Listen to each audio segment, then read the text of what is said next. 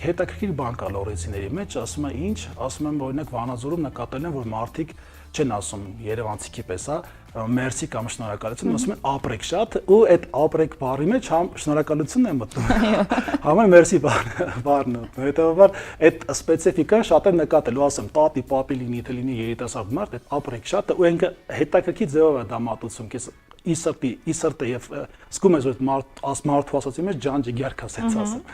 Սա կուզեի ասել, որ սա մեր հերթական այցն է, սա մեր վերջի այցը չի եւ բնականաբար հունիսի 7-ից հետո ուժեղ Հայաստան կուսակցության հաղթանակից հետո սա մենք միանշանակ վստահ ենք,